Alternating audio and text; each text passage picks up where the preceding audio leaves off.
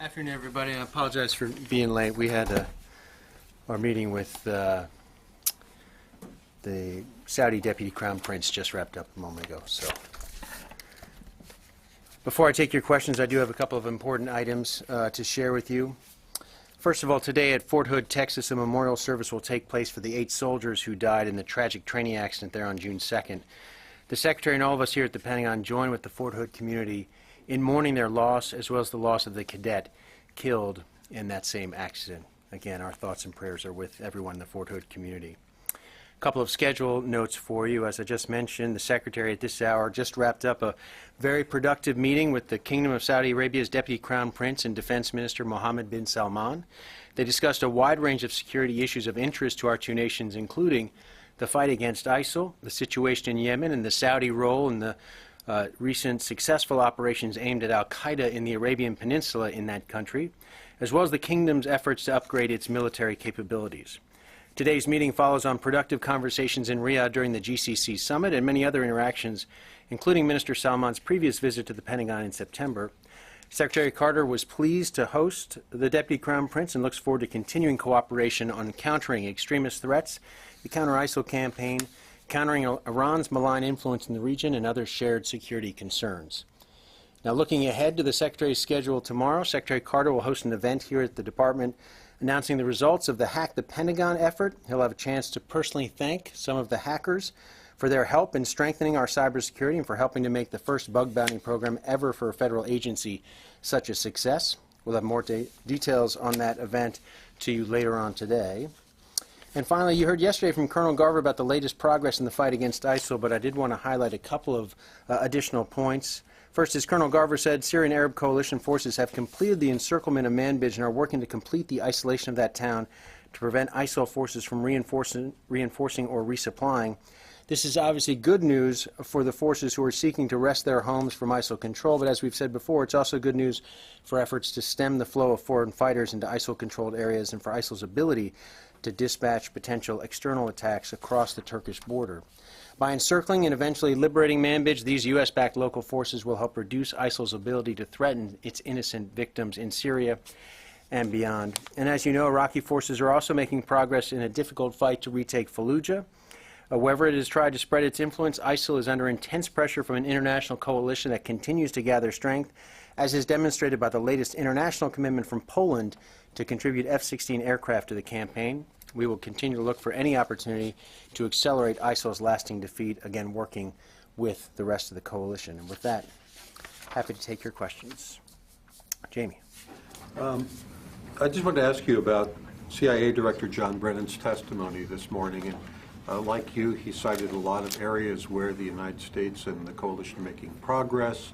He said the trends are in the right direction. But then he came to this conclusion, which I'd just like to read to make sure I got it right. He said, and I quote, "Unfortunately, despite all of our progress against ISIL on the battlefield and in the financial realm, our efforts have not reduced the group's terrorism capability and global reach. The resources needed for terrorism are very modest, and the group would have to suffer even heavier losses on territory, manpower, and money for its terrorist capacity to decline significantly." He's clearly saying that their capacity hasn't declined significantly since the battle began. What does that say about all the effort that the United States has expended over these last 2 years?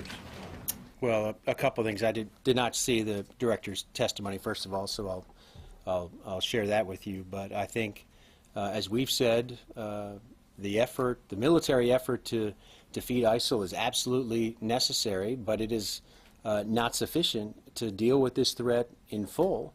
And I think we've been quite clear on that. We've been working very closely on an interagency approach, an international approach to dealing with the ISIL threat. And while we believe we have made progress in the military campaign, we detailed what's going on, the loss of territory in Iraq, the loss of territory in Syria, the loss of ISIL leadership. Much harder for them to communicate right now, much harder for them to plot both in Iraq and Syria and beyond, thanks to the efforts of the coalition, thanks to the military efforts, and yet they still pose a threat. I think we've acknowledged that, and will continue to pose a threat. That's why we want to accelerate our efforts to impose more of those losses you just talked about, to make it even harder for ISIL to do harm to people in places like Iraq and Syria to do harm to people outside of those areas. Is it discouraging, though, that after all the billions of dollars, the tens of thousands of bombs, the decimation of the leadership, that really ISIL's capability hasn't really diminished significantly, according to the CIA director? I would say ISIL remains a concern and a threat, and we've acknowledged that. But we have made progress in this military campaign against ISIL. We will continue to make progress, and we will continue to reduce that threat. But this is going to take time. It's going to take the combined efforts, our whole of government effort. We're working very closely with our counterparts in the intelligence community, our counterparts in Homeland Security, our counterparts at the State Department to conduct this effort. And of course, we're working very closely, Jamie, with our international colleagues to make this happen. This is not going to be easy, and we've never said it would be. And I think Director Brennan's acknowledging that, and we share that assessment. But we also want to make clear that we believe the military campaign against ISIL has shown results, continues to show results, and will going forward as well. Just to follow up, you said you share that assessment. Is that a specific reaction to Director Brennan's comments when he said that ISIS has, the U.S. effort has not reduced ISIS capabilities and their global reach? We share the assessment. Again, I didn't see his testimony in full. We share the view that ISIL remains a threat, and we're doing everything in our power to reduce that threat, working collaboratively, as I said, and we believe we've made progress in that regard.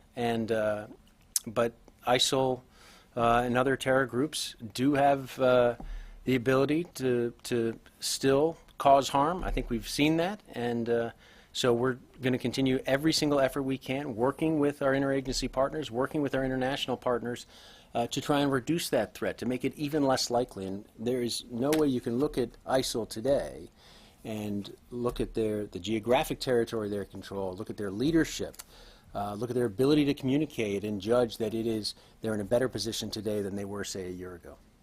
Just to be specific, do you agree with Director Brennan's testimony when he said that the U.S. has not reduced ISIS's capability and global reach? Just yes or no?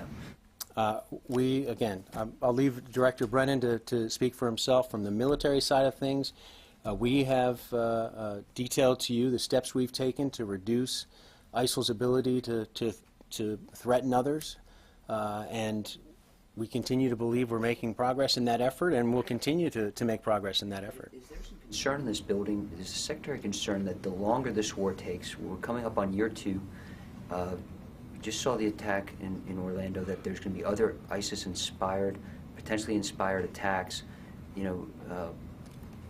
Is the Secretary satisfied with the timeline right now, with the pace of operations? I think you've heard the Secretary say that he's not satisfied, Lucas. He is constantly looking to accelerate this campaign, to remove ISIL from Iraq and Syria, the territory it holds, and likewise to do everything we can to reduce the threat to the homeland, to reduce the threat to the United States. And that's something that we're working very collaboratively with our interagency partners to do. A good example is the effort right now in Manbij that I referred to. This is an area where we know that there have been efforts to plot attacks, external attacks outside of Syria. This is a waypoint, if you will, for ISIL foreign fighters. The fact that this operation is taking place now, that we are putting pressure on ISIL in this particular area, is just one step we can take to reduce the threat of exactly these kinds of external threats. But it doesn't mean we're going to eliminate that threat. Lastly on ISIS, Director Brennan also said that the number of ISIS fighters exceeds the number that al-Qaeda had at its height. Do you agree with that assessment? Listen, I'll let the Director of the CIA speak to intelligence matters in whatever way he sees fit. So, yes, Joe. Peter, I want to go back to the meeting with the Saudi minister. Yes. Could you give us more details about what they have discussed in regards to Syria? And also, does the Secretary still believe that Saudi Arabia and the GCC have to bring more assets in the war against ISIS? Again, the Secretary had a very productive conversation with the Deputy Crown Prince. I won't share all the details of their private conversations, but the counter-ISIL campaign did come up. The Secretary offered an update on where we think things stand, and the Deputy Crown Prince shared his own assessment. They have very comparable views on many aspects of the campaign, and they discussed additional ways that perhaps the Saudis could play a role in the campaign. And the Secretary thanked the Saudis for their contributions to date. Won't get into details, and I'll leave it to the Saudis to discuss their own view on what else they could contribute going forward. Is the Secretary satisfied with what the Saudis are bringing to the war against ISIS? As I just said to Lucas, the Secretary is always looking for more contributions, looking to accelerate this campaign. He certainly would welcome any additional contributions from the Gulf nations, including Saudi Arabia, just as he told all of the NATO partners yesterday how much he would welcome additional contributions from NATO members as well. So the Secretary will not be satisfied until the ISIL threat is eliminated. Last question. Do you know if they will be going to Norfolk to visit? There was a plan to visit Norfolk. I don't know if... I know there were hopes that maybe they might be able to take a trip together to look at some particular capabilities that might be helpful for the Saudis. Weather and other logistical factors have intervened, unfortunately, so we don't think we'll be able to do that tomorrow as we had first hoped, and there's some discussion about trying to reschedule that for the future. Tara. Hi, Peter. Captain Antonio Brown, the reserve officer that was killed in Orlando, if this is an ISIS-inspired attack, would he be qualified to receive the Purple Heart? Let me look into that and take that question for you. I know it has to do with the designation, sort of a technical designation. I mean, I think at a minimum we can, obviously we lament his loss and what's happened in Orlando, and it's a tragic situation, but let me get back to you. I think that might be something that we'd have to hear from the Army on specifically. And again, it also, as you know well, it has to do with the definition of the event, the Justice Department's own determination about what was carried out there. So it's not necessarily in our hands in terms of the formal designation that might occur there. And then one follow-up. Since General Nicholson seems to have wrapped up his 90-day review, at what point would we hear about the potential redeployment of soldiers that are in Afghanistan to draw down to 5,500, given the lead time that would be necessary to get those men and women home before December 2016? I think you'll hear from General Nicholson, you'll hear from the Secretary and the Commander-in-Chief on those decisions at some point in the future. We don't feel that there's nothing that requires a decision now. This is an active conversation that General Nicholson continues to have with his chain of command, and so you'll hear at the appropriate time when and if decisions need to be made. Gordon. Just on that point, we saw the comments the Secretary made in Brussels about the decision on authorities and the potential decision on troop decision for Afghanistan. But just to kind of clarify, on the table at some point this year is a decision, yay or nay, to modify the current plan in Afghanistan. I know that people are always looking at, the situation and reassessing, but there is a decision point at some point this year on that issue. Is that correct? The plan that is in place now is the plan that is operational, and I think you've heard the Secretary say, I think you've heard Josh Earnest say at the White House that we'll continue to review this, and that the President will, of course, be open to hearing from his commanders on the ground, and those conversations will continue. But right now, the plan that is in place is the plan that is operational. So, and there's going to be a topic of conversation, obviously, we expect in Warsaw, with the NATO members as well, and determining their contributions going forward. And we, as I think the Secretary made clear, he was pleased with what he heard from some of our NATO colleagues, but we want to find out final details, because, of course, that shapes a number of factors for us as well. Other quick, unrelated question. ISIS seems to be claiming responsibility for the death of an individual at Incirlik. Can you speak to that, if there's some kind of a connection or what happened there? Not aware of any. There's no U.S. service member, no American individual that's been harmed by ISIS in Turkey that we're aware of. Let me move back over and then start here. Sorry. Coming back to Afghanistan, yesterday I believe the British Defense Secretary Michael Fallon said that Secretary Carter told members of the NATO meeting that he was actively reviewing the drawdown in Afghanistan. Could you confirm those comments that he made? Those?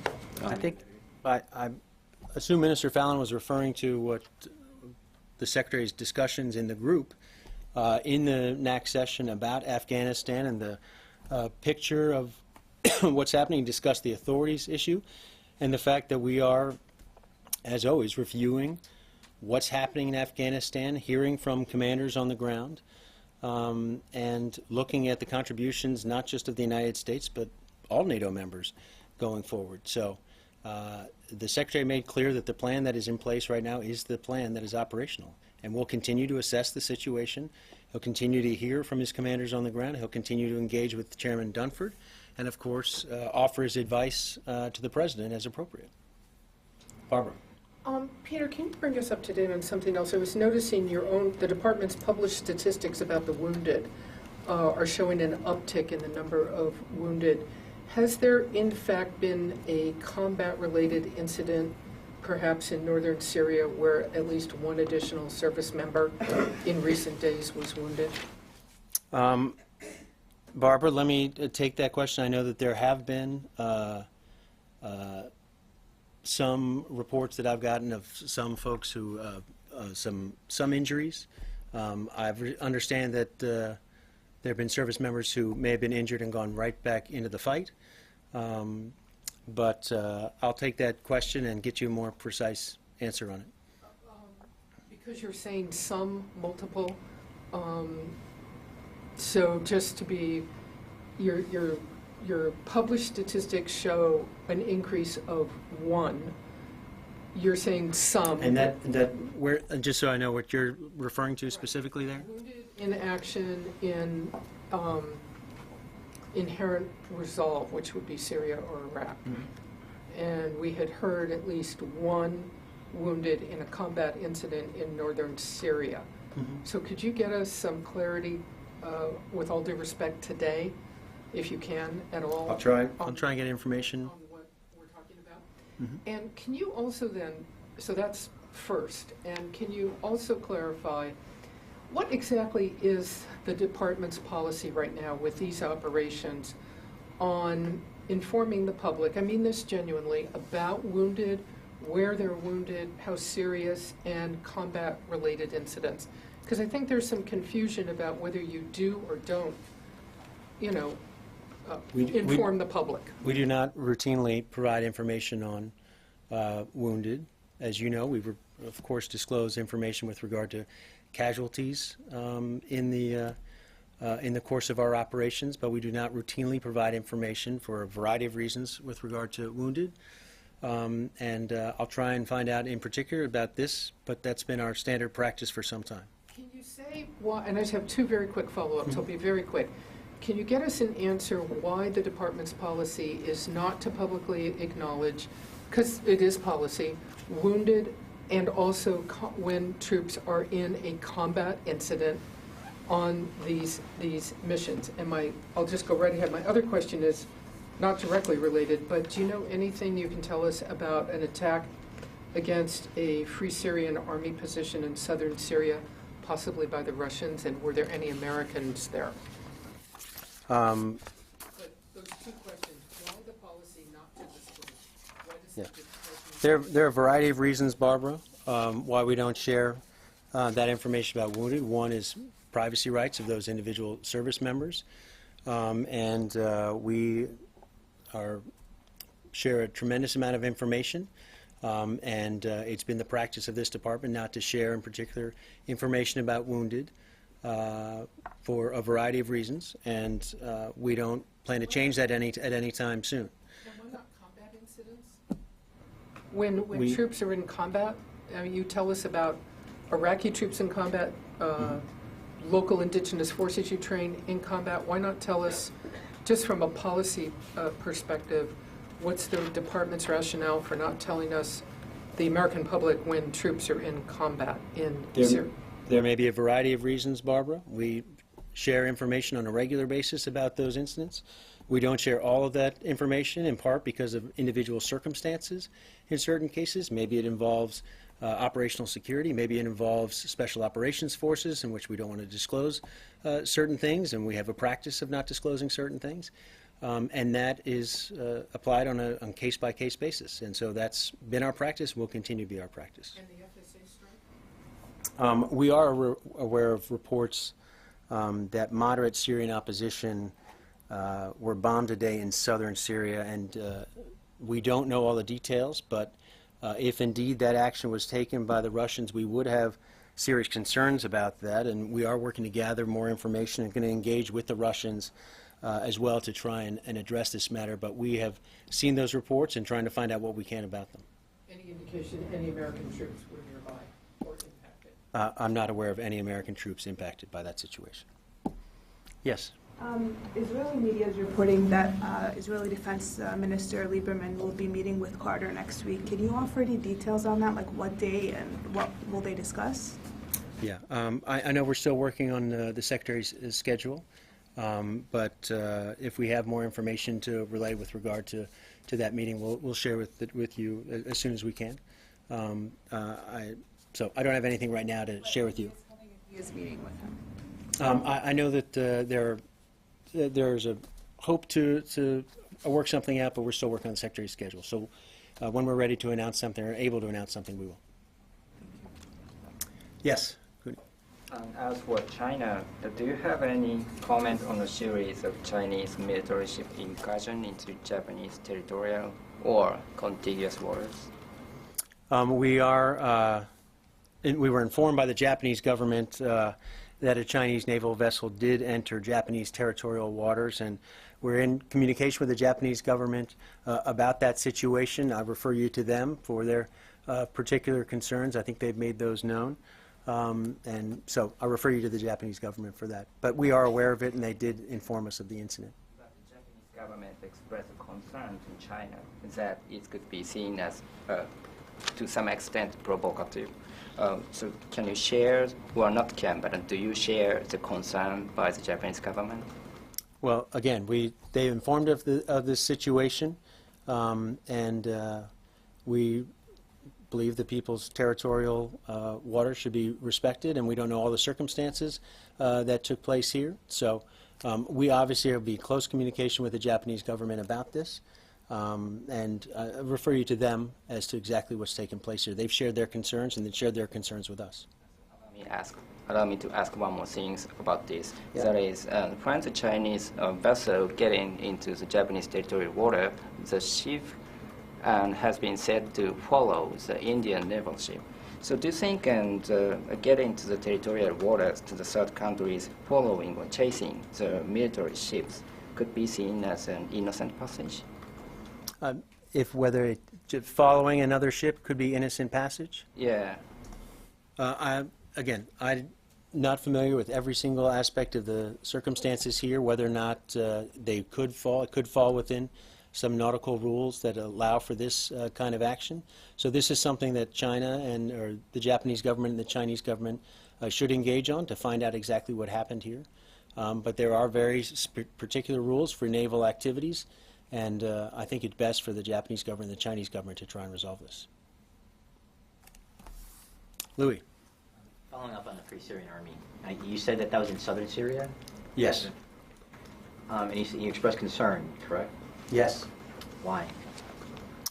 Because any effort by if there's targeting being done of groups who are taking the fight to ISIL, we would have concerns by that. Anything that's causing harm to impeding their ability to successfully fight ISIL, we think would be a problem, and we've made that view known in the past.